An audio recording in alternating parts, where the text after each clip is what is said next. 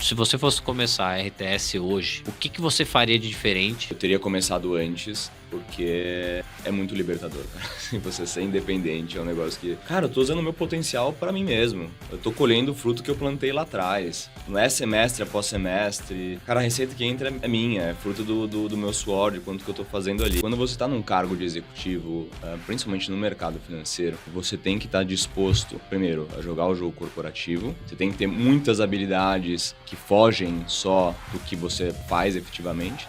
E me incomodava demais não ter controle sobre o meu próprio tempo. As cartas estão na mesa. Eu entendi que, pra mim, eu precisava ter controle sobre o meu próprio tempo. Esse é o negócio da nossa vida, assim, a nossa bala de prata. Vamos fazer as coisas com calma, vamos dar tempo ao tempo, não vamos querer dar um passo maior do que a nossa própria perna, vamos se colocar no nosso lugar, não vamos achar que a gente é mais do que a gente é. Então, no começo, a gente foi pra um coworking bem fuleira.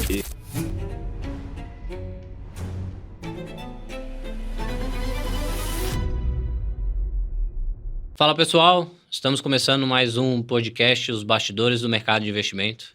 Hoje eu tenho a honra de receber Nathan da RTS. Nathan começou como Customer Service dentro da XP, evoluiu, foi crescendo lá dentro, virou banqueiro, cuidou dos clientes B2C, evoluiu mais ainda, virou coordenador de equipe, chegou a coordenar mais de 100 pessoas, mas ao longo da carreira entendeu que tinha que voltar a ser banqueiro.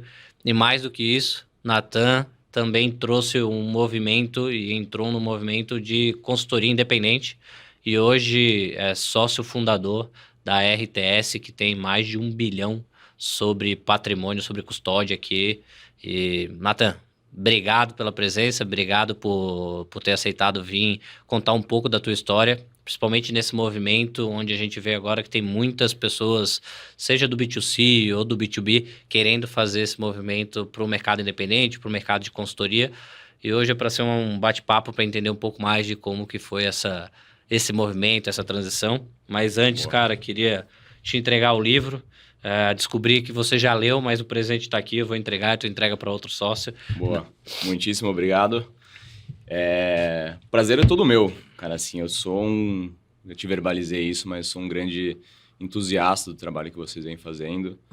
Eu acho que a gente está passando por um momento único no mercado de investimentos, então esse é um prazer falar sobre isso e quem sabe agregar algum tipo de valor para quem nos assiste. Eu li o livro, inclusive, esse final de semana, cara, o livro está super bem escrito, eu acho que é um livro que é essencial para quem quer entender um pouco mais a fundo do mercado, né? Às vezes a gente está muito no nosso dia a dia, vivendo a nossa realidade, com as pessoas com quem a gente convive, e acho que o livro ele contextualiza muito bem o que foi esse mercado desde o início, como é que ele vem evoluindo e como é que talvez ele venha a ser para os próximos anos. Então, é isso, cara. Assim, tô muito animado não só com a nossa trajetória, mas acho que com o momento mesmo que a gente está vivendo. A gente viveu o que aconteceu, a gente passou, né? A gente estava na XP no momento que estava acontecendo aquela transição de gerente de banco para assessor de investimentos. E eu acho que, na época, né, a gente que eu estava na linha de frente na XP, né?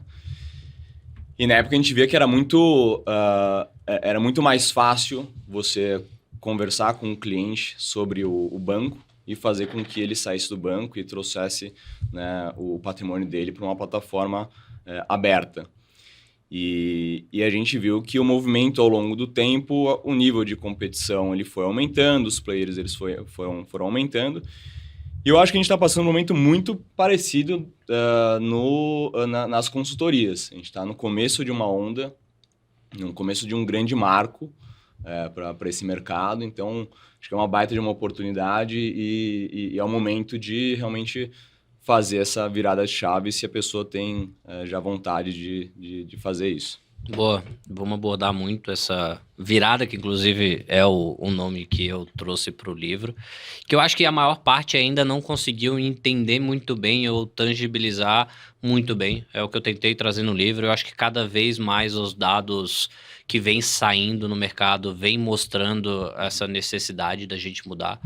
seja o dado que saiu recentemente da XP projetando que vai ter mais de 50% do FII fixo, mais de 50% da base dela no FII fixo, né? O Mafra acabou trazendo na apresentação de resultado do primeiro trimestre de 2026, acho que semana passada, e seja todo o modelo de servir, todo o modelo de atendimento e até os cursos novos que estão saindo no mercado para o profissional fazer. Mas, cara, antes de começar aqui...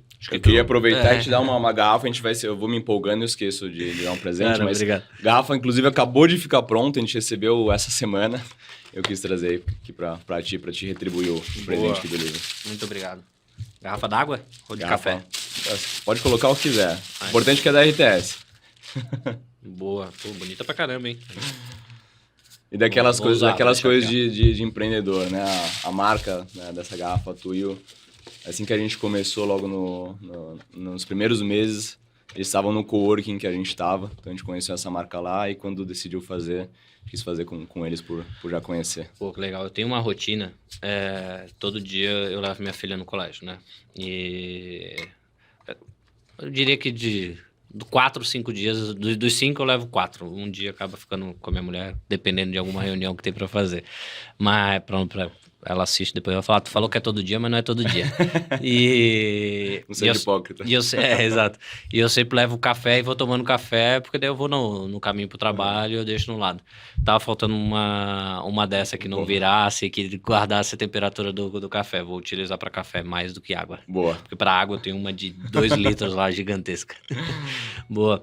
Cara, entrando aqui, a gente até tava falando um pouco antes, eu acho que essa é a principal questão de alguém que, como você, foi banker, foi especialista de investimento B2C, cuidava dos clientes e tinha um modelo basicamente de CLT, né? Um modelo de assalariado, que não é nem melhor nem pior, até porque você tem uma estabilidade financeira muito grande quando você está numa grande instituição. E a gente vê que muita gente tem um intuito, e a gente conversa, inclusive, com muita gente que quer fazer o mesmo movimento que você, e não consegue fazer.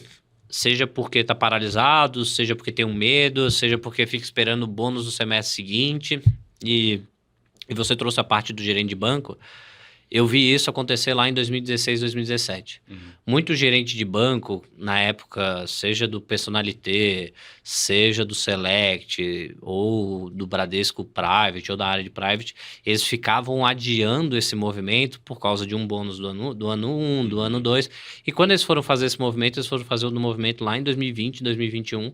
E aí a onda já tinha passado, né? A maior parte dos clientes que eram da agência, o próximo deles, já tinham aberto conta, seja na XP ou no BTG, ou seja, captar aquele cliente já não era mais tão fácil, até porque ele já tinha aberto a conta, já tinha um assessor na corretora. E aí, quando eles fizeram esse movimento, não conseguiram rentabilizar tão bem esse movimento ou capitalizar em cima desse movimento. O mercado acaba te premiando pelo risco também, né? Tudo na vida. Na época era muito mais... era um risco muito maior você sair de um gerente para ir para uma estrutura de uma corretora que, mal e mal, em 2016, 2017, as pessoas estavam começando a entender o que era plataforma aberta, se perguntar muito se tinha os riscos da corretora quebrar. Nem push direito tinha, os próprios produtos, era um negócio que tu tinha que fazer por e-mail para pegar confirmação. Hoje o pessoal reclama que, não, mas eu não vou ter todas as plataformas. O pessoal cria muita dificuldade. Eu brinco, cara, quem fez esse movimento... Sim, a gente entrevistou aqui o Pierre e o Vagnão, né? Que, pô, tem mais de 15 anos de empresa. E eu brinco com eles, tipo assim, cara, eles criaram um mercado onde não tinha incentivo, onde nem produto direito tinha. Mas mesmo assim, a galera que fez esse movimento em 2016, 2017 também tinha outras dificuldades que hoje não existem mais. E eu brinco que é aquele negócio, né? O mercado vai ficando cada vez mais... Ele facilita cada vez mais a vida dessa transição, ou a vida do profissional, mas mesmo assim, o pessoal que não quer fazer sempre bota uma dificuldade. E é muito incrível isso, assim. E o maior ponto para mim, assim, cara, onde eu queria focar aqui nesse começo da conversa com você, o que foi esse teu processo de transição, assim? Qual foi o teu anseio? O que fez vocês fazerem essa decisão? Como é que foi esse processo de decisão, né? Assim, de novo...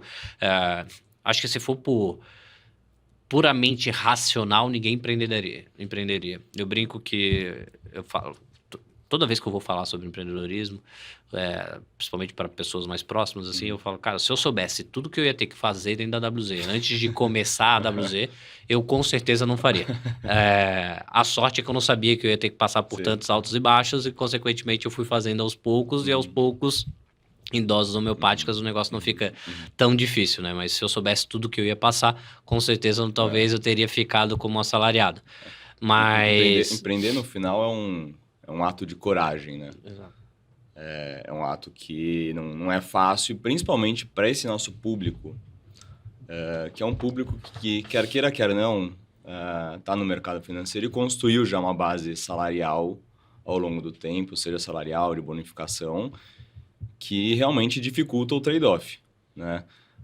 Mas para eu te contextualizar um pouco, para eu te contar um pouco de como é que foi esse processo de decisão, acho que vale contextualizar brevemente sobre a minha trajetória na XP. Você comentou muito bem no início, mas eu comecei no Customer. Na época, quando entrei na XP, eu nem sabia se eu queria mercado financeiro ou não, essa que era a grande verdade. Estava no finalzinho da faculdade e precisava estagiar.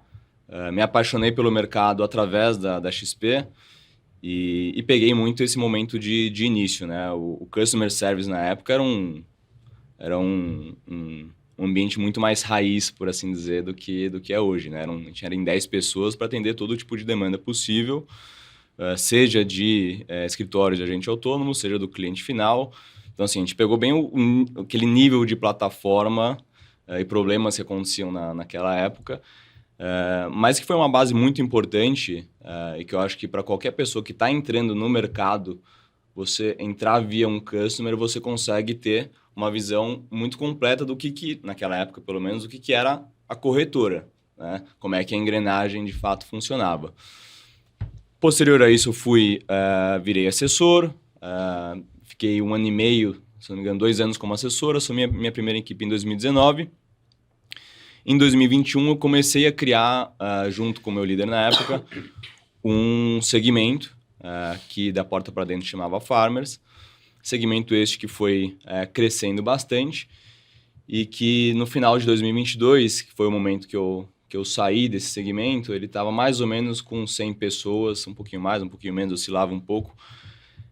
E eu saí porque, basicamente, numa conversa com o meu líder na época, a gente entendeu que o segmento ele precisava de uma liderança com um perfil um pouco diferente do meu e que minha missão ali, portanto, estava cumprida.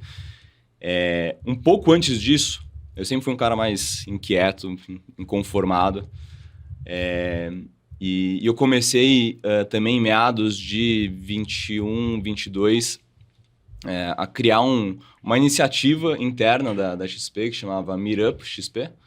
O Meetup XP basicamente era uma maneira da gente aproximar o ecossistema de inovação das startups da nossa área comercial. Então, por um lado, a gente queria agregar valor aproximando as startups de diretores da XP, de gestores de fundo de venture capital e por aí vai. E por outro lado, a gente queria, como área comercial, utilizar aquele momento para prospectar, né? E aí foi nesse ambiente que eu comecei a lidar com muito empreendedor, com muito empresário, e que contavam, né, o dia a dia, as dificuldades, o que eles estavam vivendo. E eu comecei a me apaixonar completamente por aquilo. Então, virou minha obsessão naquele momento. E daí eu digo que quando você pensa em empreender, eu acho que a decisão lá no fundo ela já foi tomada. Te falta coragem e planejamento. Mas se você tem essa vontade, eu acho que você precisa parar, refletir sobre o que você realmente quer fazer, se você vai fazer isso sozinho, se vai fazer isso com sócios, e ter planos muito claros do que você vai fazer até chegar o momento de você tomar o risco. E isso vai desde se planejar financeiramente, que talvez seja um dos pontos mais importantes, né, para você não precisa fazer loucura também. 6 meses, eventualmente esperar o próximo bônus, desde que você realmente tenha um compromisso, né? Eu acho que é uma coisa que é um artifício que pode ser utilizado. Mas, no final, assim, esse foi um dos sinais que eu entendi que... Falei, ok, comecei a lidar mais com empreendedor, acho que eu estou saindo desse segmento, e eu entendi isso como alguns sinais. Eu voltei, depois disso, né, quando eu saí dessa coordenação, a ser banqueiro, dentro do segmento do Unique. O segmento Unique, dentro do B2C, é um segmento que atende clientes com pelo menos 3 milhões de reais na XP, né? E quando eu voltei, eu reencontrei profissionalmente meus atuais sócios, que começaram comigo na XP lá em 2017. E a gente sempre foi muito amigo na física, então nossas conversas nesse interim eram muito mais conversas de amigos e menos conversas no nível profissional. E a gente voltou, quando eu voltei a ser banqueiro, a gente se reaproximou. E aí, cara, assim, as conversas, estamos em 2023, comecinho de 2023. Nessa época, as conversas da 179 já estavam começando a se aquecer. Era para sair, se não me engano, em novembro de 2023, né? Ela foi adiada. Isso, foi para 24. Foi para 24. Então, já estava começando esse burburinho, discussões de melhoria de fixo dentro da corretora. Né? Eu já tinha feito que, para mim, que era assim, você sair de um segmento que você construiu desde o início é uma decisão muito difícil. É uma decisão que, puta, é uma mudança de vida no âmbito profissional. E para mim isso foi um sinal. Ok, saí, 179, meus amigos, meus atuais sócios, estavam também no momento de, será que eu quero ser assalariado, CLT para o resto da vida? Será que agora não é o momento de tomar o risco? Todo mundo está mais ou menos na casa dos 30. E a gente entendeu ao longo desse tempo, a gente foi maturando que sim, acho que os astros tinham se alinhado perfeitamente. A gente teve um pouco de leitura de cenários, tem que estar antenado. Né? Acho que o que está acontecendo agora e o trabalho que vocês fazem... Talvez eu até tenha ouvido falar da 179 através de vocês. Existe essa grande possibilidade. Mas aí você começa a se planejar, né? Você começa... os nossos encontros de final de semana, o papo era negócio. Era 100%... isso aconteceu de uma maneira natural. Até que num determinado momento, acho que depois de uns 6 meses, 7 meses, enfim... a gente começou a falar, não, cara, estamos falando aqui, beleza, mas eu já estou mais com a cabeça lá do que aqui, então, assim, ou a gente para de falar, ou, cara, vamos tomar alguma atitude em relação a isso e vamos começar a ter conversas mais sérias de como é que a gente vai fazer, e se a gente vai fazer, e para qual modelo que a gente vai, se vamos para um agente autônomo, vamos pegar um cheque, vamos para a consultoria, o que a gente vai fazer, vamos montar alguma outra coisa. O fato é que a gente tinha decidido que a gente ia empreender, isso era um fato. Então, a gente se planejou financeiramente também, né? E resolveu sair entre março e abril de 2024, que foi a gente resolveu levantar da mesa e sair os 4 aí do segmento. Tá? Então, o processo foi esse. Eu acho que é um processo que ele demanda tempo, mas ele demanda também você priorizar esse tipo de conversa e ter datas do que você vai fazer, qual que é o movimento. E uma coisa também que ajudou muito a gente foi, cara, a gente começou a explorar o mercado, né? Você começa a conversar, começa a ver se é isso mesmo, você vai atrás de literatura, você vai atrás de entender como é que esse nosso mercado funcionou nos Estados Unidos, porque quer queira, quer não, o movimento que a XP começou foi muito inspirado na Schwab, no modelo americano. Então, lá atrás já foi feito isso de ir no modelo americano, ver o que está funcionando lá e trazer para cá, né, de uma maneira brasileira. E se você vai para lá, você vê que esse movimento já aconteceu lá há muito tempo. Né? E começou também com uma maneira muito mais de brokeragem, e passou naturalmente, depois foi em 2011, que começou uma transição mais forte para o modelo pro FI. Cara, eu tenho até o dado que eu posso pegar para atualizar, mas eu acho que ele começa muito, muito forte a partir de 2007, 2008, depois da crise e da parte do Madoff ali, né? Uhum. E é ali que começa a ter uma expansão um pouco maior. Até eu tenho esses dados aqui fáceis aqui. Eu queria, cara...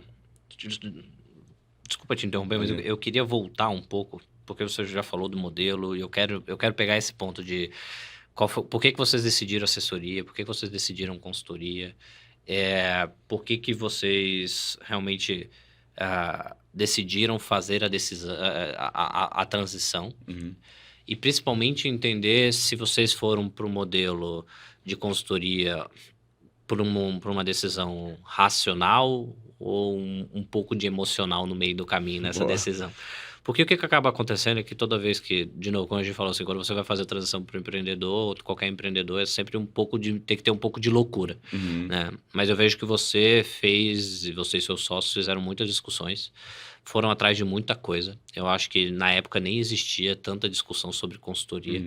E você tem um ponto, por isso que eu queria voltar, assim, você trouxe um ponto que é o seguinte, cara, você estava lá na liderança, e você falou que não estava confortável, basicamente, de estar na liderança ou não queria mais estar naquela estrutura que você queria e voltou a ser banqueiro. Queria abordar um pouquinho mais disso, cara. O que mais o que estava te incomodando e, principalmente, o que te incomodou a sair? Porque, querendo ou não, quando a gente começa numa carreira dentro de uma grande instituição, talvez a gente sonhe em ser um diretor, em ser um gerente e talvez... Isso trouxe algum incômodo, porque você já tinha sido banqueiro, foi para líder e quis voltar para banqueiro.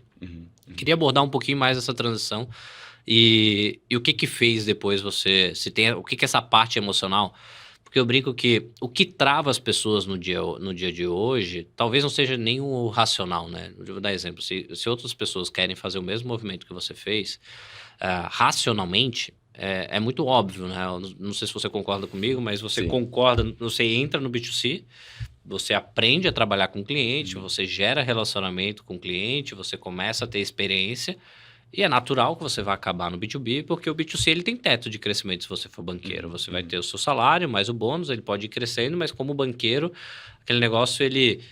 Talvez não vai ser um teto especificamente, mas ele vai ter um crescimento completamente desproporcional ao crescimento da sua carteira, do seu trabalho, da quantidade de patrimônio que você vai atender, que é completamente diferente no mercado B2B. Então, é natural que você vá para o B2B. Então, na minha cabeça, as pessoas que estão dentro do B2C, elas entendem que racionalmente elas deveriam ir por B2B. Você faz o planejamento, como vocês fizeram, entende a estrutura, lê o livro, acessa os conteúdos da WZ, você vai entender que racional a decisão é muito forte. Mas parece que teve algum movimento ali dentro, entre essas mudanças de cadeira que você fez dentro da XP, que trouxe um lado emocional também da decisão. E eu queria aprofundar um pouco mais em cima disso, se a gente conseguir. Eu acho que vai ser legal pro pessoal, porque, de novo, eu acho que o pessoal fica travado, seja... porque vai receber o bônus futuro, ou fica naquela, não, mas eu vou fazer e acaba perdendo a onda, ou seja, por algum outro motivo. Então, eu queria entender um pouquinho mais nesse ponto. Enquanto isso, eu pego o dado aqui para te passar. Cara, eu acho que assim, a gente pode separar a conversa de duas formas, porque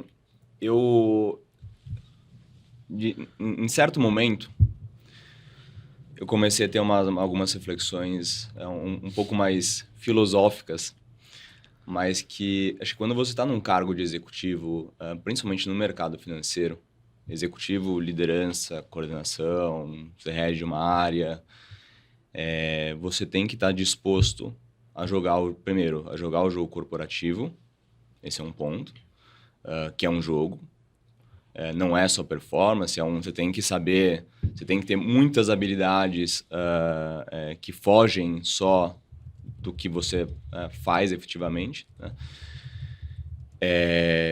E me incomodava demais não ter controle sobre o meu próprio tempo. Porque você tem agendas das 8 até, seja lá quando você aceitar. Até quando você aceitar, e se você quer crescer, você aceita. Essa que é a grande verdade. Exato. It is what it is, assim. Não estou falando que é certo, não estou falando que é errado. Acho que cada um tem a sua visão de vida, mas eu entendi que... As cartas estão na mesa, né? As cartas estão na mesa. Eu entendi que, para mim, eu precisava ter controle sobre o meu próprio tempo, que aquilo já estava me saturando e que eu já tinha chegado num teto de aprendizagem que é uma loucura, assim, porque isso é o que eu entendia na época, né? Aí quando você sai, você vê que, na verdade, você estava completamente se subutilizando, porque quando você começa a empreender, você entende que o que você trabalha, né, na sua empresa hoje não é nem 10% do seu potencial. Isso é um fato. Porque você está trabalhando para outra pessoa. Quando você trabalhar para você mesmo, você começa a ver que, na verdade, você é muito melhor, você é muito mais capaz do que você era como um CLT.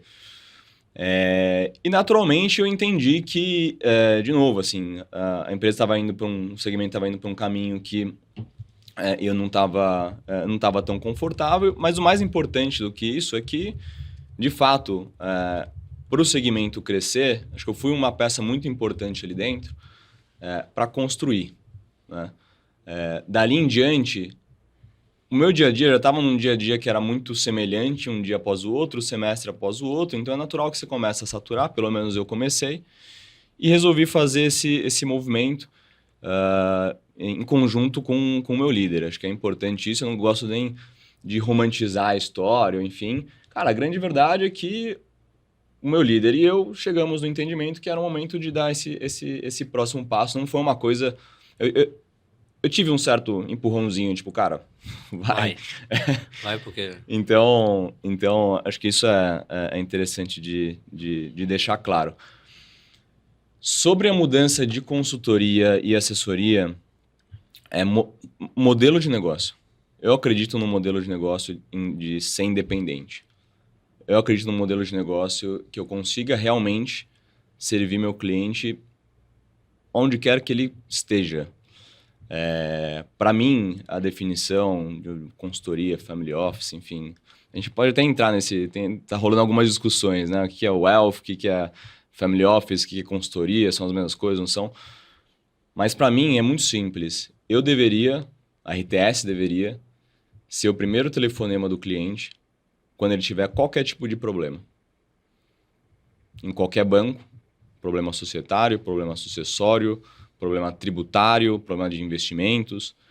Eu digo que a gestão do investimento, propriamente dito, é o básico, é o nosso core, e é o que a gente faz muito bem. A gente brinca que a gente profissionaliza a gestão do patrimônio dessas famílias que já construíram um patrimônio ao longo da vida.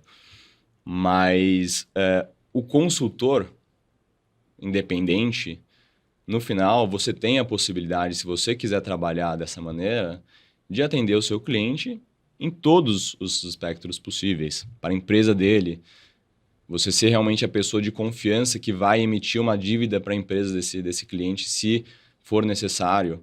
Ou estar junto do CFO dele para entender se esse é o melhor momento de fazer isso, se essa é a necessidade. E o modelo independente, cara, assim, uma... quando você é independente, assim, é libertador. Porque quando você está plugado só em uma instituição, é natural, não tem nada de errado nisso, mas é natural que você se feche a soluções daquela instituição. E não necessariamente são as melhores. E não necessariamente está falando com a pessoa que quer fazer negócio contigo, dependendo do ticket do cliente, não é do tamanho que essa instituição quer, e por aí vai. Mercado independente, cara, a gente resolve tudo. O cliente me dá o problema, o que ele precisa, e eu coto no mercado inteiro até achar uma pessoa que queira fazer esse tipo de negócio, porque tem. E quando você é independente, você começa a descobrir que tem muita gente boa no mercado e que não necessariamente elas estão nas principais instituições. Não necessariamente ela vai estar no BTG, na XP, no Itaú. Às vezes ela está numa boutique independente que você encontrou num evento, que você conversou, que você foi construindo um relacionamento ao longo do tempo. Então, acho que parte também do trabalho do consultor, do family office, da RTS, é criar uma rede de networking e de parceiros para que a gente consiga dar vazão para qualquer tipo de demanda do nosso cliente. Esse é um ponto. Então, modelo de negócio ser independente. Precificação é um modelo que eu acredito, é um modelo que eu me sinto confortável. Não estou falando que o comissionamento é ruim, que não sei o quê. Acho que essa é uma discussão profunda.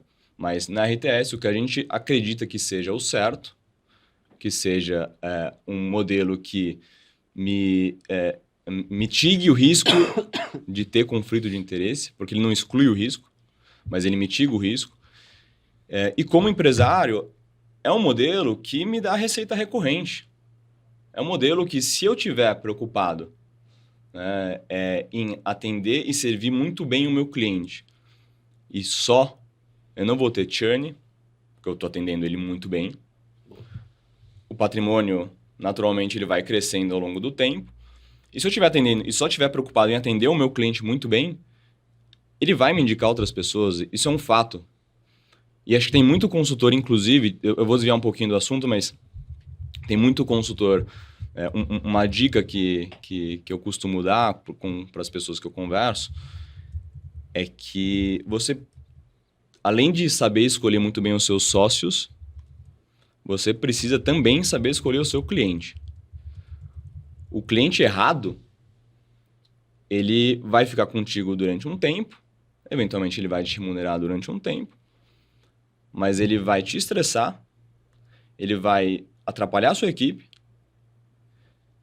ele vai sair, eventualmente ele sai falando ainda mal de você. Ou seja, você tem um risco de imagem embutido ali. Então, eu acho que saber selecionar bem os seus clientes, quando você pensa em um negócio que é mais perene, é muito importante pro sucesso do negócio. Esse ponto de selecionar cliente é bem legal, porque a maior parte do mercado, eu diria que 90%, 99% do mercado de assessoria, de investimento, seja B2C ou B2B, aceitou todos os clientes, né? O cliente vinha, botava, aplicava, ganhava o produto e seguia a vida. Se ele tinha um perfil da empresa ou não, eu raramente, eu não consigo nem lembrar de alguma vez que eu escutei alguém falar que ou demitiu um cliente ou não aceitou o cliente. Isso seja também para o mercado de assessoria, tá? Sim, é uma das coisas que eu falava. Inclusive, eu já falei para alguns executivos da XP que eu falava assim, cara, vocês já pararam para pensar que vocês nunca demitiram um assessor? Vocês nunca criaram um plano de demissão? Vocês nunca tiraram um assessor da rede? É sempre, vamos contratar 2.000, vamos contratar 3.000. E isso acaba sempre, querendo ou não, criando culturas erradas dentro da assessoria. Isso foi uma pauta da WZ ano passado, assim. E ano retrasado, acho que a gente passou 2 anos falando nisso. E a gente viu que a gente estava dando murro em ponta de faca, porque o pessoal não escutava muito. E a gente falou, cara, não adianta muito a gente criar serviço, criar solução para entregar. Talvez o mercado não esteja maduro para discutir isso. Mas, cara, eu queria de novo voltar um pouquinho, que eu acho que a gente perdeu uma decisão importante. Tá bom. Que muita gente quer fazer. Eu acho que é legal porque você já trouxe, tipo, cara, por que eu fiz a decisão da consultoria? Mas no meio do caminho, quanto de carteira vocês tinham? Vamos até dar um Eu passo era o que atrás. tinha menos carteira. Eram quantos sócios e quanto de carteira? Eram 5 sócios, depois viraram 4 sócios. Sempre tem alguém que dá pra trás. Sempre tem alguém que Nesse mercado. É normal. saiu nos finalmente. Mas a gente tinha, meus sócios tinham entre 200 e 300 Cada um. de carteira. Então, eu tinha um pouco menos. Tinha um bi mais ou menos de carteira entre os 4. Só que assim, aí tem um ponto, né? Ressalva. Você ter um bi de carteira no B2C, não necessariamente você tem um bi de carteira no B2C. Porque nem toda a sua base te responde ou fala contigo ou liga para você. Tem muitos ali que tem seus 100 milhões, 150 milhões que estão ali e que o assessor nunca falou na vida. Caiu na base, em tese, para você conseguir atender, e você nunca conseguiu contato com ele porque ele nunca te deu atenção. Eu diria que 150 é um número fair. É um número para cada um. Então, para cada um. Vamos falar que deu 600 milhões aqui. Eu tô só tentando trazer isso porque eu tenho certeza que no meio do caminho, entre sair do B2C e montar uma consultoria independente, vocês passaram por algumas conversas que, seja com assessoria ou seja com corretora, que alguém ofereceu cheque para vocês. Sim. Seja por um contrato de exclusividade de 10 anos, seja eventualmente para te botar essa empresa embaixo de uma outra empresa, seja para você formar um outro negócio como um todo. Cara, e isso é um fator muito difícil ainda na decisão dos profissionais, porque o mercado de consultoria... Mais difícil ainda quando vocês fundaram. Hoje eu acho que as coisas já estão um pouco mais palpáveis, né? Sobre fee-based, já não é aquele negócio de... já não é mais tão... A gente achava que ia ser a nossa maior quebra. O cliente não quer pagar... Mentira. Isso. Pode falar sobre, tá? Não, e esse é um ponto, eu acho que eu quero falar sobre isso, mas na tua época era muito mais, né? Sim. Pô, hoje eu tenho o CEO da maior corretora do Brasil, Sim. a XP, ou a principal, a primeira, falando que ela vai ter mais de 50% da base dela em Fee-Based. Então, acho que o Fee-Based já não é mais uma discussão. Não é um tabu. É um tabu, mas ela já não é mais uma discussão se esse negócio vai crescer ou não vai, se isso daqui vai virar tendência ou não vai, ou se é um momento do Fee-Based, ou se o cliente está disposto ou não. Cara, a gente tem de novo a XP chancelando que ela vai e que o cliente quer esse movimento e que ela vai educar o cliente para esse movimento. Mas na época de vocês não era. E eu vejo que, cara, como é que foi esse processo, né, de recusar cheques? Porque muitas pessoas, agora, de novo, eu acho que menos, mas no modelo de, puta, tem um risco aqui da consultoria, às vezes não dá certo, eu tenho um cheque aqui, vou fechar um contrato de 10 anos, e a pessoa não imagina o que acontece em 10 anos, né? Eu dei um exemplo lá, por 10 anos atrás, todo mundo fechou o cheque. Se você for olhar agora as maiores operações de 5, 6 bi, perguntar... Esse é um ponto, né? Eu converso com... A gente tem muita operação de 5 bi, 6 bi, eu pergunto, cara, se você fosse começar agora do zero, você pegaria um cheque e você botaria uma assessoria? Eu falo, cara, nem fudendo, botaria uma consultoria com toda certeza e não pegaria esse cheque. Mas quem vai fundar nem tanto, né? Sim, primeiro ponto. Voltando lá no começo, falando com muito empreendedor, tal, etc. Todos os empreendedores evitam, principalmente no início, você pegar um cheque de um fundo de venture capital, fazer enfim, só se realmente precisa muito. Porque para o empreendedor é muito caro. Se pegar um cheque no início da sua empresa, você não é ninguém.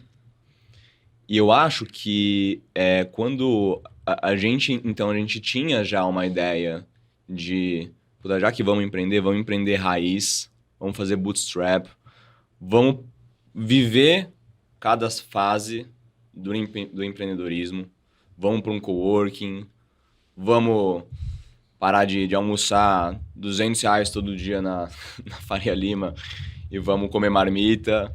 A gente quis passar por esse processo, mas eu acho que um ponto que é muito importante de comentar, que talvez seja o que fez com que a gente tivesse também essa cabeça, é que é um momento. Eu acho que a gente está passando por um momento único, um movimento, e a gente falou, cara, eu quero pular, quero participar dessa onda e ser uma pessoa, um agente que está participando ativamente de um marco que vai ficar marcado na história do mercado financeiro brasileiro. Cara, eu tava lá. Esse propósito de, eu fiz esse movimento lá no comecinho, eu, tomei o risco, eu tive a história do empreendedor da salinha, porque todo mundo acha que a história do empreendedor de salinha, tal, não sei o quê, é muito bonito e tal. Cara, na prática é foda pra cacete, só que isso te forma caráter, isso te dá robustez, isso realmente te transforma num empreendedor. E não é fazendo demérito, tá? Mas eu acho que o nível de dificuldade e os riscos são diferentes quando você pega um cheque. Você tem um risco maior que, tô pegando um cheque, você tá se endividando, né? Para expandir, e você tem que jogar um game que é um game de expansão. É um game mais pauleira, né? Não tem nada de errado nisso, é tão difícil quanto, eu diria que talvez até mais difícil. São dificuldades diferentes. Mas você pegar um cheque para expandir, enquanto você cria processo, você cria marca, você entende como é que você vai servir seu cliente, você precisa expandir, você precisa levar dinheiro para... É um nível de pressão que acho que eu e meu sócio, a gente já estava um pouco saturado desse nível de pressão também pela empresa que a gente passou. E quando você... Então, teve essa questão da motivação do movimento, do que a gente acredita, e a gente que sempre quis falar, cara, esse é o negócio da nossa vida, assim, a nossa bala de prata, vamos fazer as coisas com calma, vamos dar tempo ao tempo, não vamos querer dar um passo maior do que a nossa própria perna, vamos se colocar no nosso lugar, não vamos achar que a gente é mais do que a gente é. Então, no começo, a gente foi para um coworking bem fuleira. Tipo, a gente pode contar um pouco da história dos bastidores. Mas eu acho que é... Isso é legal porque todo mundo quer começar a empresa. Eu brinco assim, tipo, volta e meia a gente conversa com algumas pessoas que querem montar. Não, mas eu não tenho como montar um escritório aqui na minha região. Vocês também são São Paulo capital, mas eu escuto muito isso normalmente de pessoas que estão mais no interior. Porque o meu cliente, ele quer vir no presencial, ele quer olhar minha estrutura física, não tem como ele me contratar. E eu ainda tenho essas... estrutura física é boa. Eu não tenho muito... Ele me contratar sem ele ver a parte física, né? E assim, eu acho que nos dias de hoje, depois da pandemia, isso morreu. Eu acho que, óbvio, no interior, ou cada vez mais longe do eixo Rio-São Paulo, isso, obviamente, é mais forte. Mas, cara, a WZ está em Florianópolis, né? A gente atende o Brasil inteiro de Florianópolis, mesmo tendo sede aqui em São Paulo. A maior parte da nossa equipe está lá. A gente atende a maior parte do time por vídeo. E a gente tem consultoria, que é parceira da gente, que está lá. E eu diria que, assim, 10% dos clientes, e olha lá, vão presencial.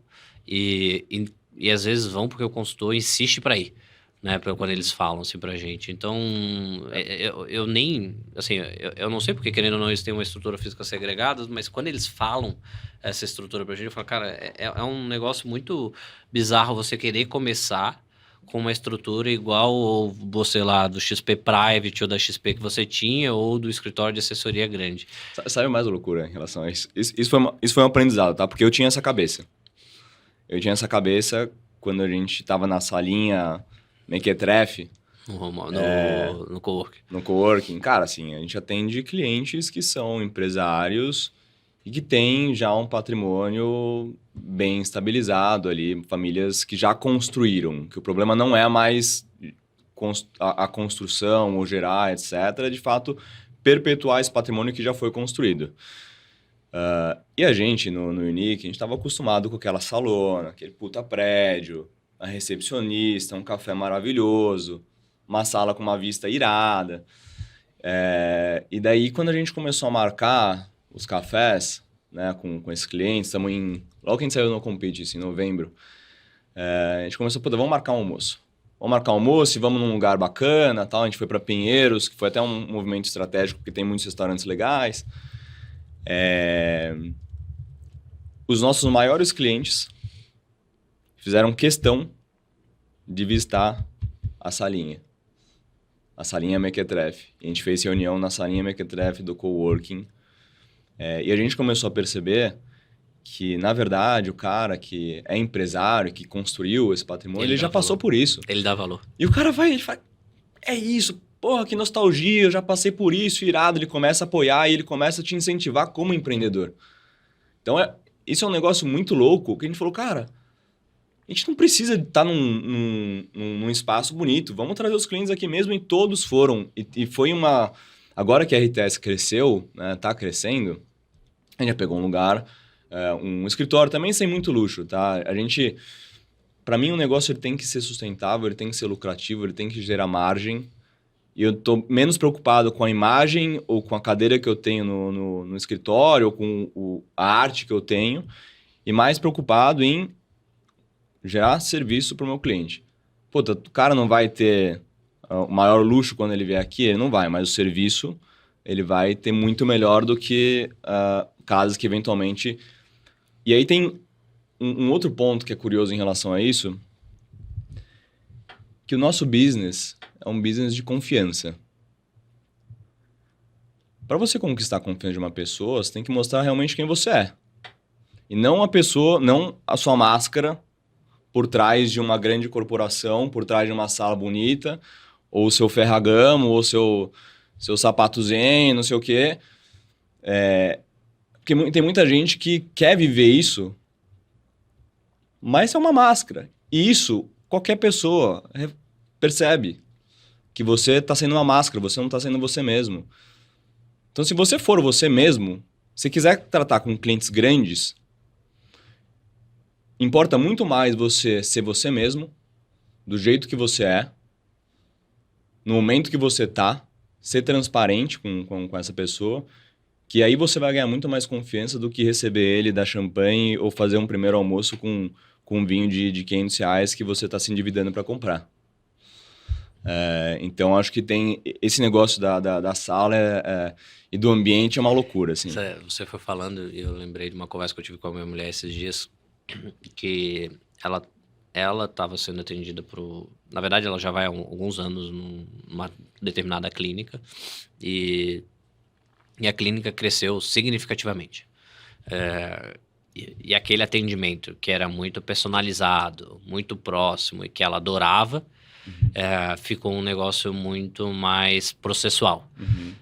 Num primeiro momento chamou atenção, porque, putz, fui para uma sala maior, o negócio parecia que ia melhorar, mas no final virou um negócio muito processual e muito distante do que ela tinha anteriormente, ou seja, que, inclusive, na percepção, teve uma piora ali na clínica médica do que ela estava tendo, né?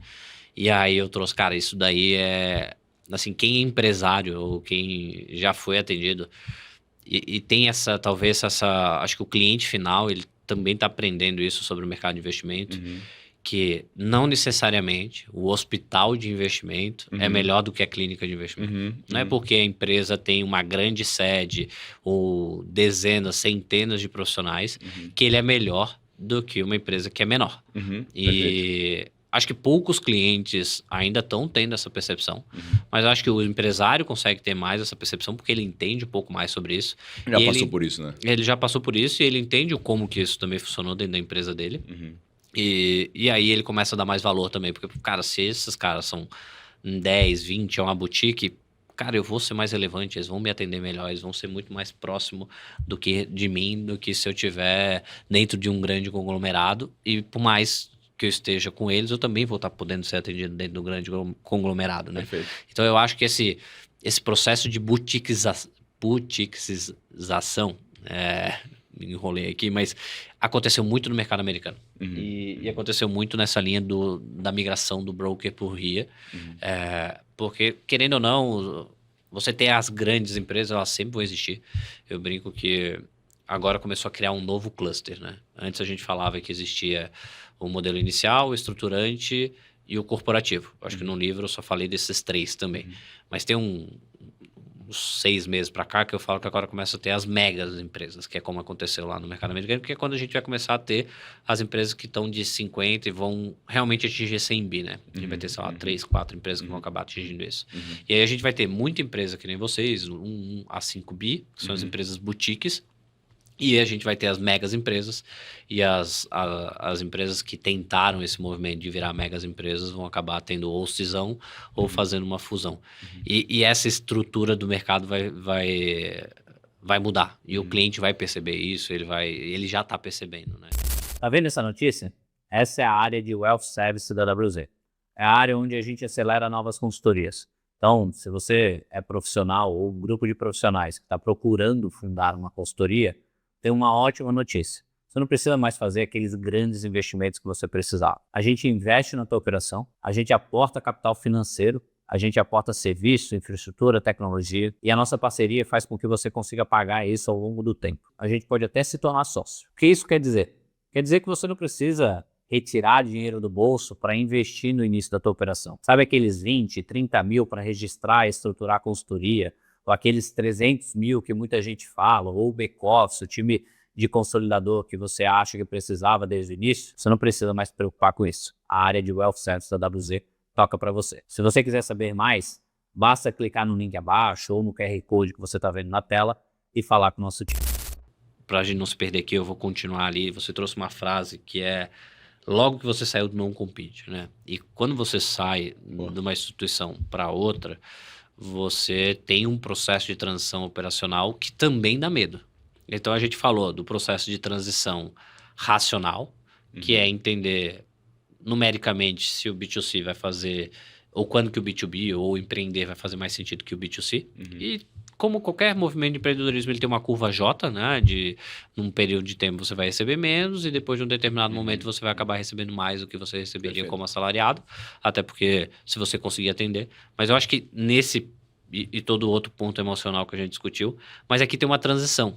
Em algumas instituições você tem um processo de non-compete, um garden leave, você tem N pontos aqui que o pessoal tem medo de tipo, putz, mas eu vou ficar 6 meses sem falar com o meu cliente, vou ficar. E aí, Esse é um bom se eu ponto. for falar com o cliente, ele vai continuar, ele vai querer falar comigo de novo. Como é que foi essa transição? Conta pro pessoal. Boa. E até assim, foi 6 meses? Foram 6.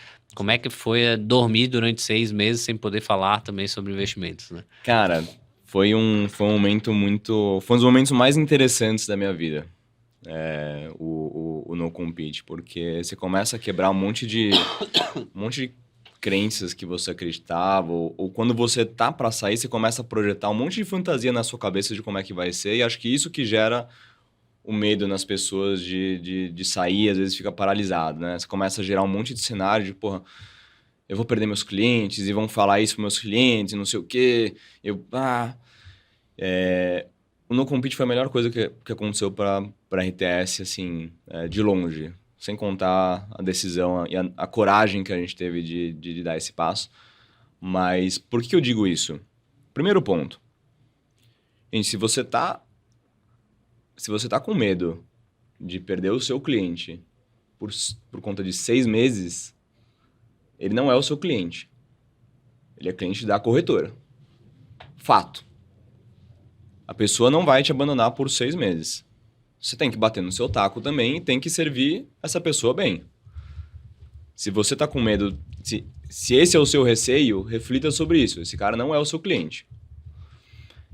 E segundo, se você quer construir uma empresa perene e de longo prazo, essa empresa, mais do que qualquer coisa, principalmente para a gestão de patrimônio, que é algo muito sensível, ela precisa ter processos, ela precisa ter um modo de servir, ela precisa ter uma metodologia de alocação de capital, ela precisa ter uma estratégia de crescimento, ela precisa ter um financeiro muito bem estruturado, ela precisa ter um contrato de sócio.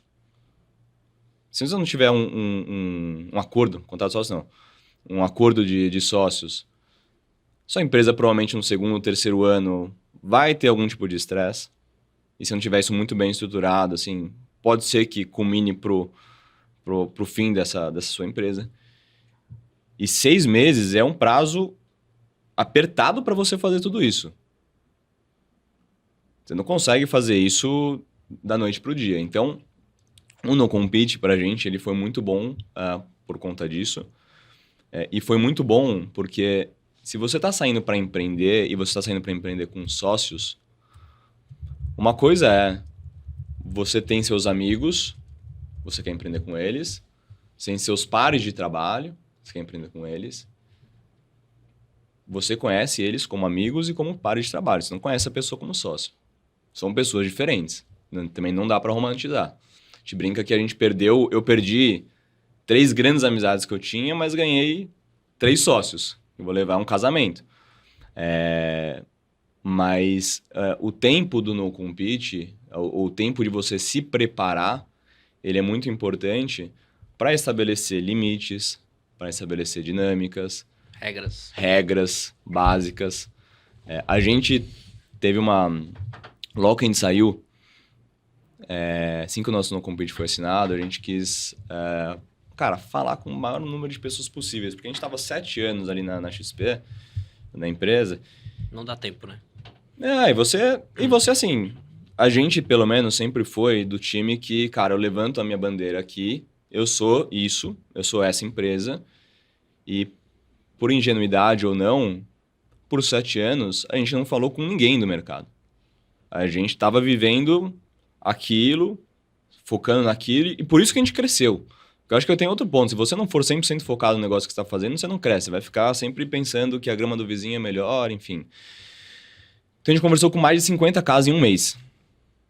Bater papo mesmo, assim. Saímos batendo no mercado, asset, a gente é autônomo, falamos com muita gente, com fundadores, para, cara, assim, discutir como é que foi para eles, para realmente aprender e abrir a nossa cabeça. E teve uma conversa, que eu não vou me lembrar exatamente o nome da pessoa, mas é da Éfica. Foi um dos fundadores da Éfica, que é um family office bem mais antigo. Ele falou, cara, vocês estão em 4 pessoas. Todo mundo criticou, falou, cara, vocês são malucos, 4 pessoas, não é número ímpar. nunca dá certo, não sei o quê. Eu falei que vocês estão em 4 pessoas, sem ter uma boa dinâmica, você tem que falar real na cara. Tem que ter momentos para vocês falarem real, puta, teve algum desconforto? Chama na sala, fala, resolve, acabou. Não fica levando isso para casa. E aí a gente, com a nossa criatividade, a gente criou um mecanismo que se chama laundry, que é um momento para a gente lavar roupa suja. Então, durante 6 meses, a cada 15 dias, a gente tinha ali na nossa agenda e a gente se forçava naquele ambiente de falar, cara, tá me incomodando isso em você, me incomodou isso da maneira como você falou, não gostei disso, não gostei daquilo. E era um momento que a gente acordou entre os sócios que a gente tinha que estar realmente de cabeça aberta, porque, cara, isso vai ser bom para a sociedade. Então, eu acho que... E essa era uma coisa, você ouvir feedback de um par de trabalho, de um amigo, muitas vezes, e principalmente no mercado, que a gente está falando de pessoas que geralmente têm um ego mais elevado, isso pode ser levado para um lado negativo, né? De, puta, você tá achando que você é melhor que eu e não sei o quê. A gente entendeu que era, assim, era um ato de sobrevivência da nossa empresa a gente ter isso.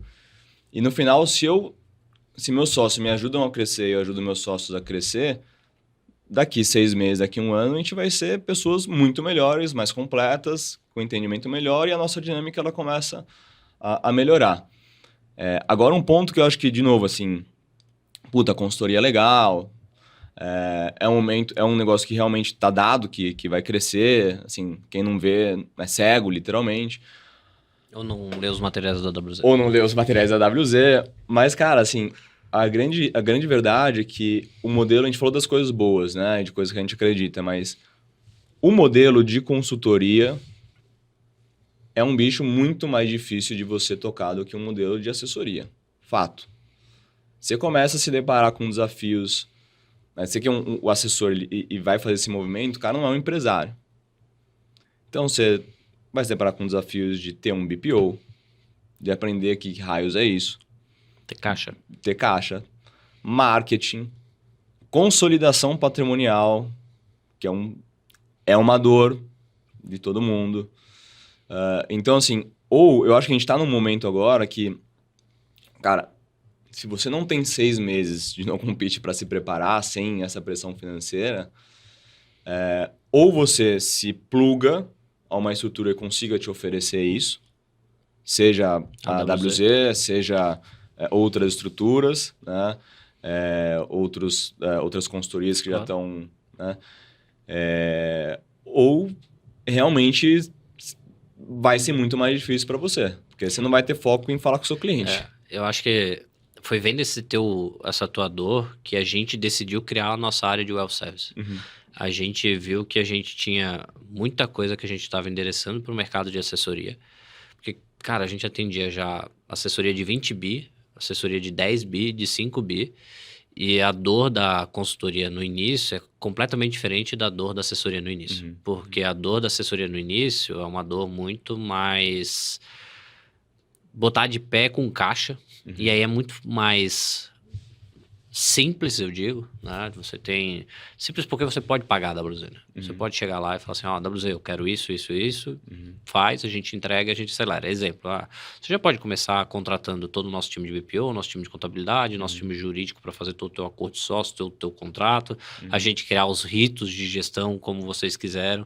Mas você teve que conversar com 150 pessoas. Vocês têm esse canal aberto, porque vocês estão aqui em São Paulo, vocês eram XP. Uhum. Mas a verdade é que a maior parte dos profissionais pelo Brasil não tem esse canal, né? Sim. Você vai ver que eles não têm esse ponto. Então, foi eu escutando muito esse movimento de vocês, escutando toda essa estrutura que a gente entendeu, cara, a gente precisa criar uma área especificamente para atender as novas consultorias que estão surgindo e acelerar as novas consultorias, porque elas têm uma dor completamente diferente.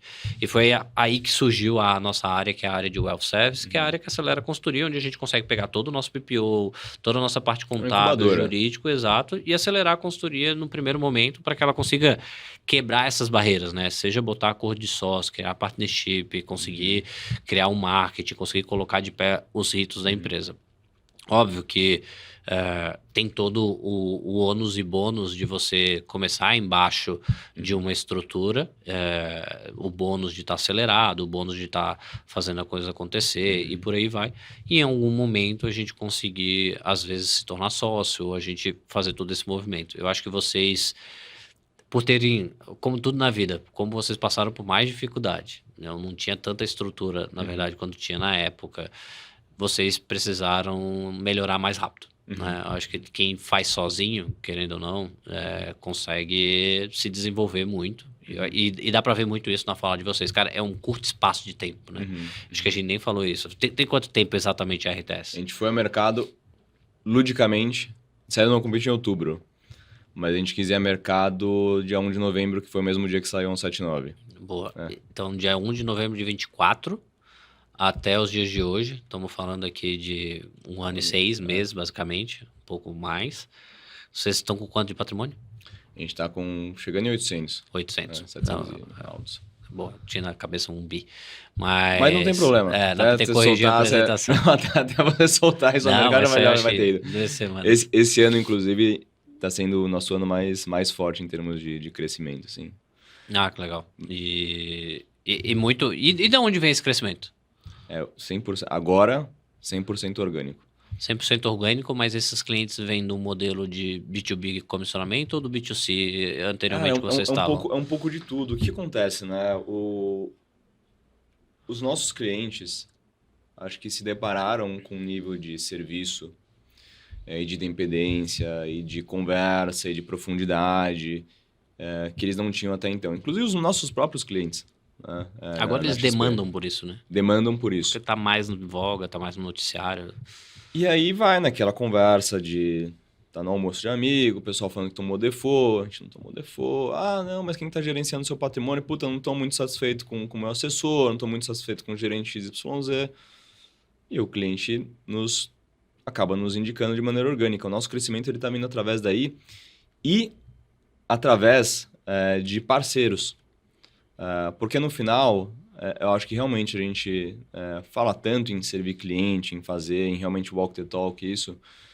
que os nossos parceiros, seja um escritório de advocacia, seja uma asset, né? Seja, enfim, os parceiros que a gente construiu, eles veem o trato que a gente tem com os clientes, que a gente leva para eles. Eles veem que a gente realmente corre atrás. Eu não estou só indicando aquele parceiro para uma demanda específica e, puta, se vira.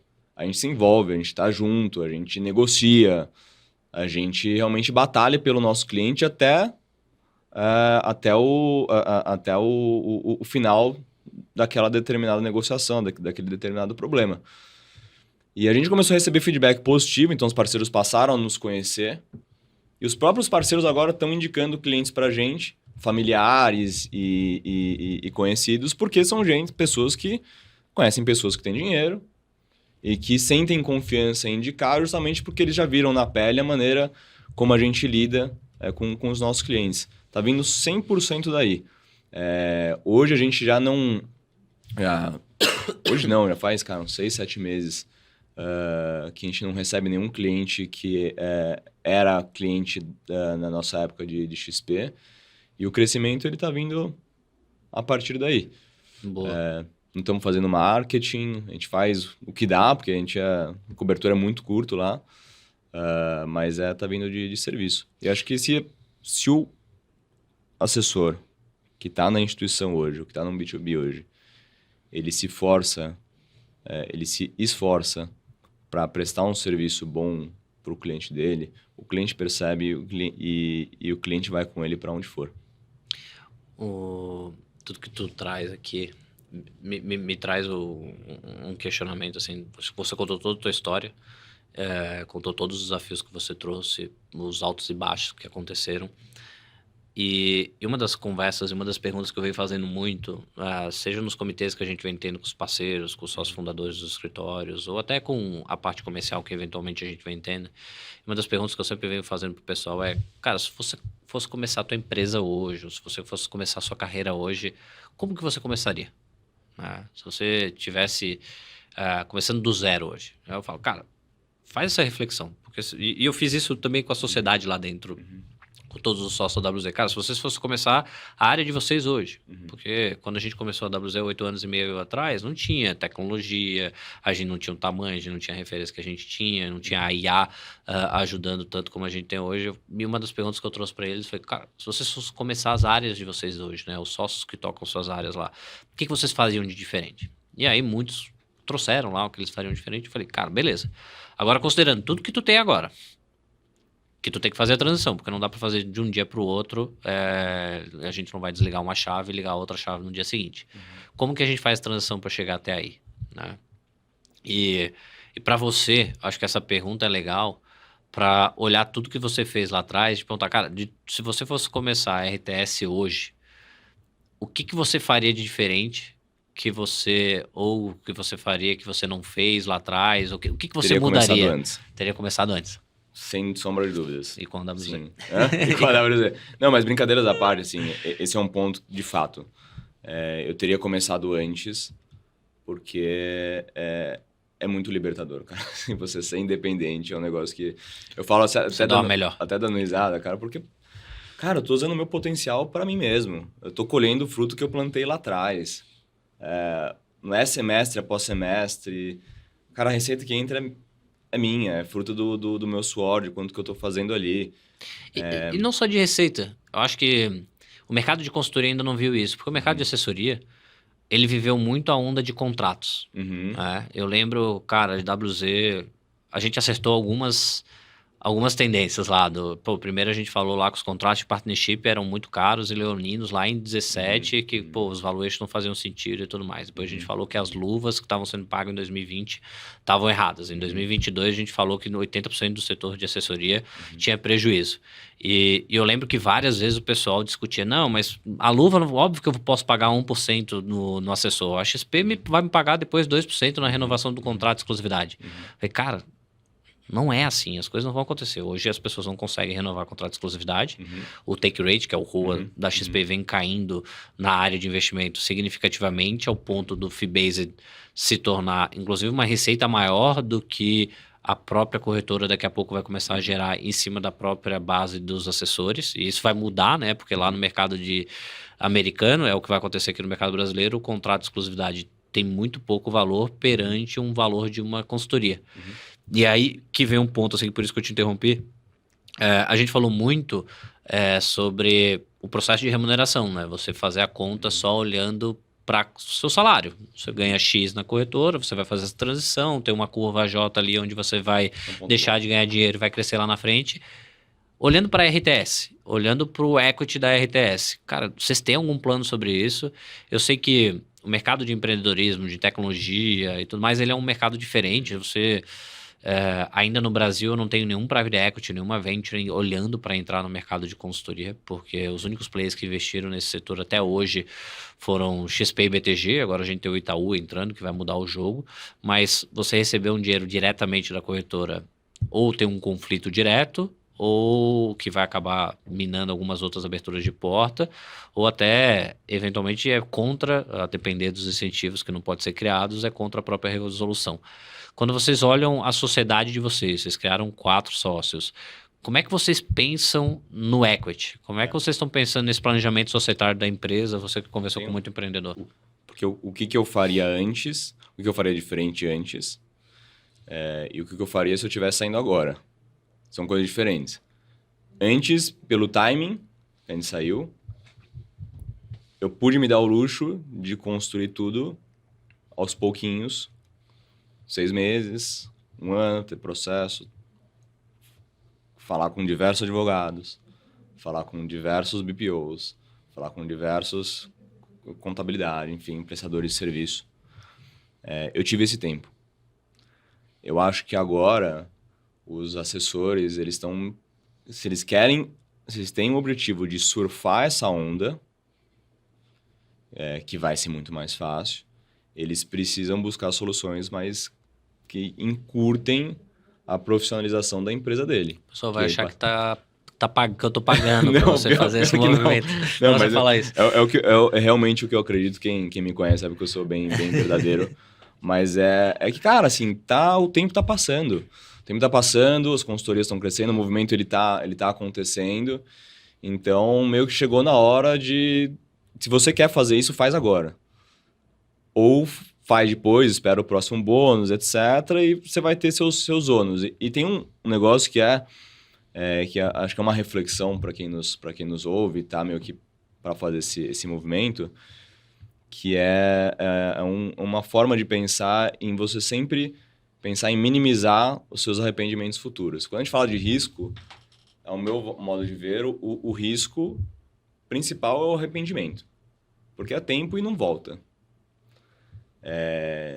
Então, talvez se os assessores que estão com mais receio se projetarem um pouco para daqui 5 anos, 10 anos, como é que será que o mercado brasileiro vai estar? Puta, esse mercado de independente ele vai ter crescido? Esse modelo ele vai ter crescido? Tudo indica que sim. Então, se o modelo vai ter crescido, será que é melhor eu fazer esse movimento agora ou daqui 5 ou 10 anos, quando ele já estiver mais consolidado? Será que eu vou me arrepender de não ter feito isso? Porque assim, se a pessoa for boa, ele vai tomar o risco, não necessariamente vai dar certo,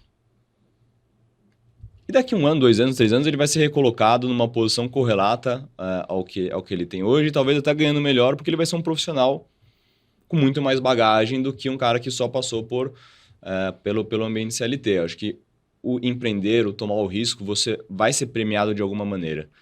E como pessoa, como ser humano, o nível de evolução que você tem, pessoal mesmo, sem falar do profissional, é uma loucura quando você sai, né, de um mundo salariado.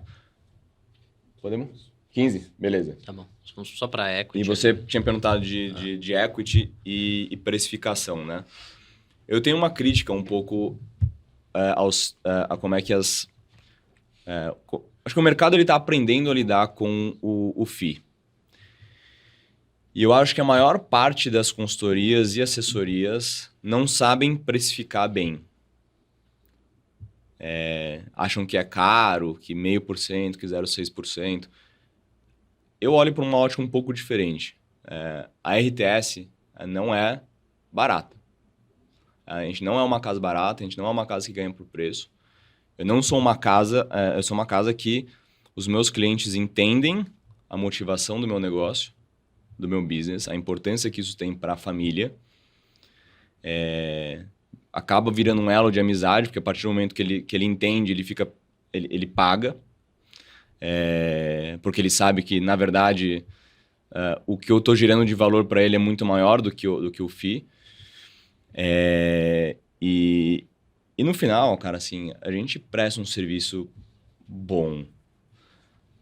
A gente estudou, a gente tem experiência, a gente estuda todos os dias.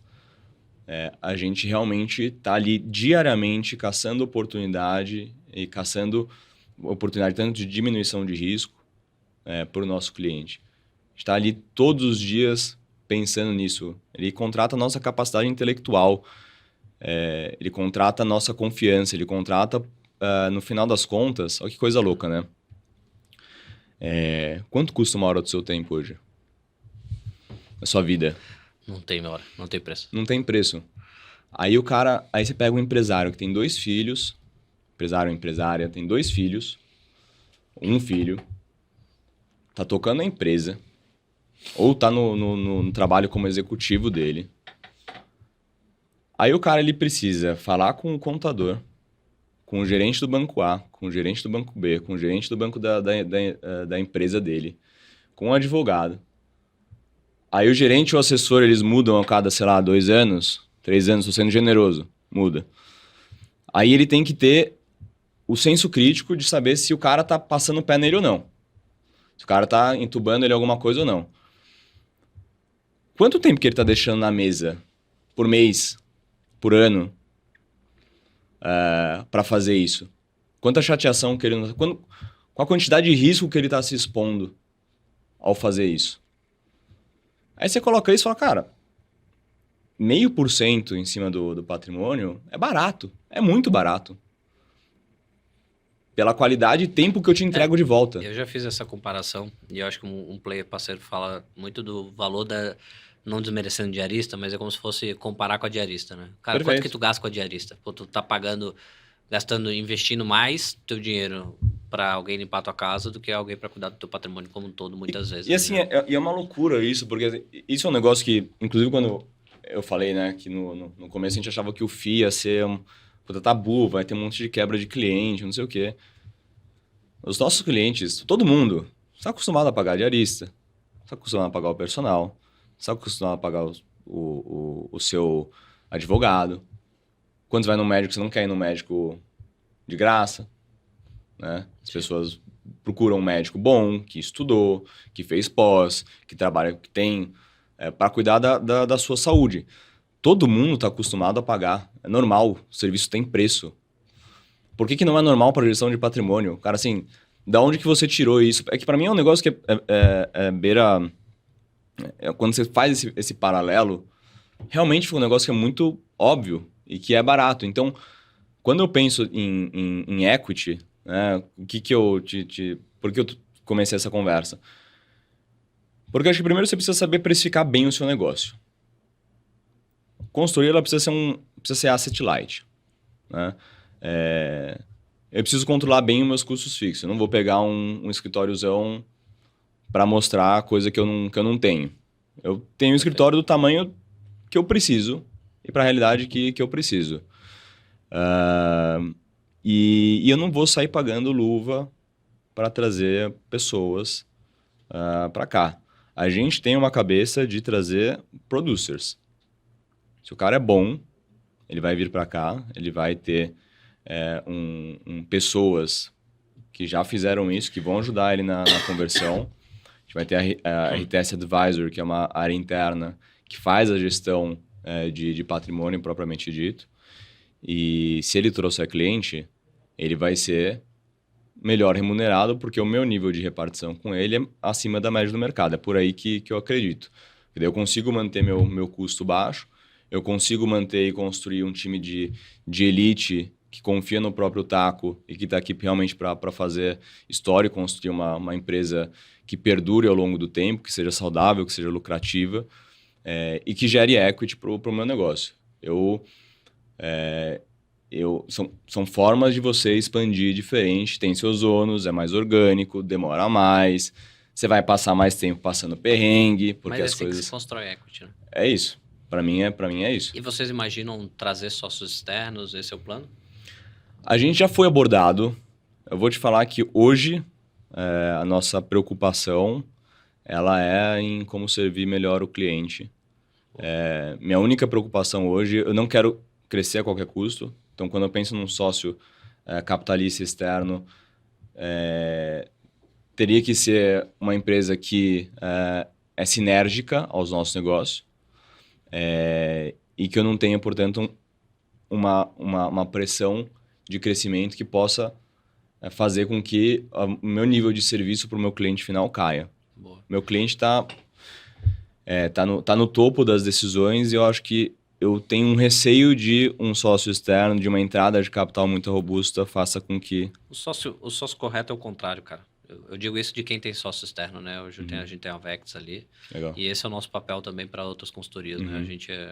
A gente quer ser mais demandado do que demandar, né? Acho que esse é o ponto, né? Acho que o dinheiro, quando vem de uma grande instituição, ele vem com essa pressão, com esse conflito que você trouxe. Mas, cara, a gente tá sendo cobrado aqui para encerrar. Boa. Eu só não queria perder o nosso momento de Kim aqui, que eu não sei se você acompanha, mas todo o final de podcast eu criei um momento de Kim, que é um momento onde você responde 3 perguntas ou 3 dicas, e aí eu vou fazer bem rápido pra gente matar isso. Beleza. De novo, que a gente tá sendo cobrado, a gente tá no novo estúdio, então estamos se adaptando a esse novo estúdio agora, mas acho que quais são as 3 diquinhas, tá? É uma diquinha de investimento, uma diquinha profissional e uma diquinha pessoal. Então, quais são essas 3 diquinhas que tu puder fazer de uma forma sucinta aqui? De investimento? Bate-bola, jogo rápido, né? Sem se aprofundar. Tenha uma boa parcela do seu capital fora do Brasil, em moeda forte, para eleição. Dica profissional? Dica profissional, empreenda para ontem. Faça um movimento para construir independente mais rápido. Tome o risco. Inclusive, estamos contratando... Muito bom. gostaria de trazer farmers e se tiver banqueiros que atendam um nível de clientes, tenham carteira e queiram trabalhar conosco, a gente está aberto, inclusive para a sociedade. Dica pessoal, isso é um negócio que eu tenho para mim, mas é buscar sempre, mais genérico, mas é buscar evoluir realmente como pessoa, como ser humano, todos os anos e ser aberto a isso. Essa é a maior dica para o momento que a gente está, né? É. Assim como o mercado de profissionais teve que evoluir na hora que mudou de renda variável para multiproduto, teve que estudar e aprender a falar com o cliente sobre multiprodutos e parar de falar só de renda variável. Agora vai ter que parar de falar sobre produto e botar a discussão sobre produto na mesa e falar sobre relacionamento, como você trouxe ali dentro do início, e ser o primeiro ponto focal de comunicação do cliente para falar sobre tudo. Boa. Nathan, cara, obrigado pela presença, obrigado por esse bate-papo, foi muito bom. Acho que essa conversa aqui vai, inclusive, motivar muitas pessoas a fazerem esse movimento que estão por um fio de fazer um movimento e para eles não perderem um time como Espero muita que tenha gente sido um perdeu. belo de um empurrão. Faça um movimento, a vida está passando, o momento é único, não vai voltar, é uma vez a cada 10 anos e vocês não vão se arrepender de fazer o movimento, independente se o negócio der certo ou não der certo. Boa, valeu, Nathan, obrigado, Boa. viu? Valeu.